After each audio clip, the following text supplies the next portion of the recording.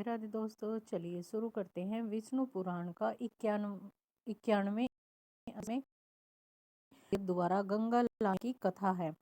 राजा भगीरथ के गंगा जी को पृथ्वी पर लाने की कथा कुछ इस प्रकार से है, जो अत्यंत रोचक तथा सुंदर है। कहते हैं कि भगीरथ बड़े होकर अयोध्या नगरी के राजा बने। भगीरथ के बाल्यकाल में एक बार उनके पिता ने कहा कि बहुत काल बीत गए, हमारे 60 सहस्त्र पुरखे यानी कि हमारे पूर्वज कपिल मुनि के श्राप से जलकर तुरंत भस्म हो गए थे।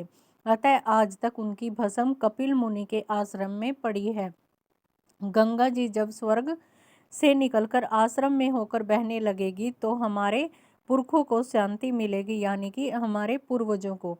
भगीरथ ने अपने पिता से तभी पूछा, पिताजी गंगा जी पृथ्वी पर किस प्रकार आएगी? उनके पिता ने उत्तर दिया, बेटा गंगा जी ब्रह्म जी के कमंडल में विराजमान है। अनेक पुरखों ने गंगा जी को पृथ्वी पर लाने का प्रयास किया, किंतु कोई गंगा जी को पृथ्वी पर नहीं ला पाया।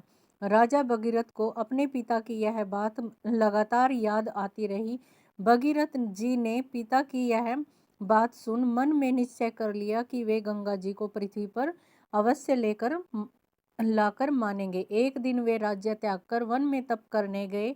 वे हिमालय पर्वत पर गए। सामने ही बर्फ से ढकी हुई पर्वतों की चोटियां थी।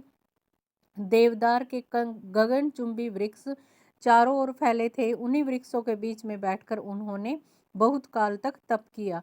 ब्रह्म जी ने प्रसन्न होकर उनको दर्शन दिए और बोले, हे राजन, मैं तुमसे बहुत प्रसन्न हूँ, यानी कि खुश हूँ। मांगो, क्या वर मांगना चाहते हो?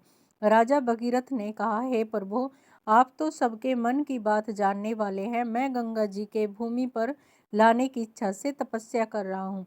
ब्रह्म जी ने कहा, तुम्हारी यही इच्छा है तो मुझे तो गंगा जी को छोड़ने में कोई बाधा नहीं है, किंतु उनको कौन संभालेगा यह बताओ। फिर आप कोई उपाय बतलाइए।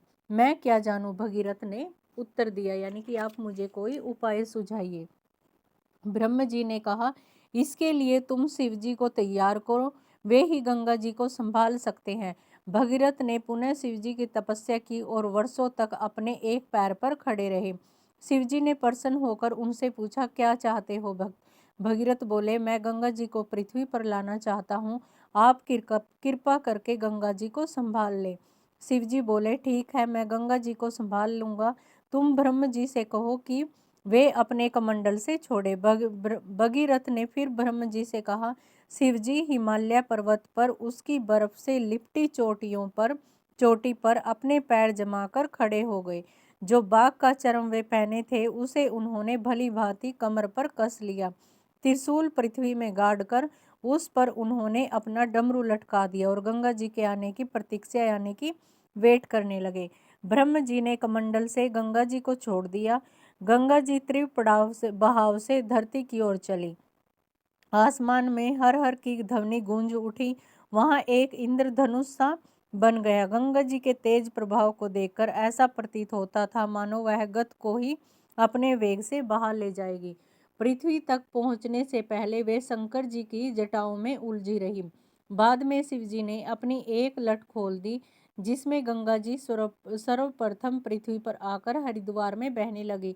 फिर वे कपिल मुनि के आश्रम में पहुंची। गंगा जल छूते ही भगीरथ के पुरखे तर गए, यानी कि उनका उद्धार हो गया। तभी से गंगा का नाम भगीरथी पड़ गया। अगर आपको ये वीडियो अच्छी लगी है तो इसको लाइक कीजिए। मिलते हैं नेक्स्ट वीडियो में।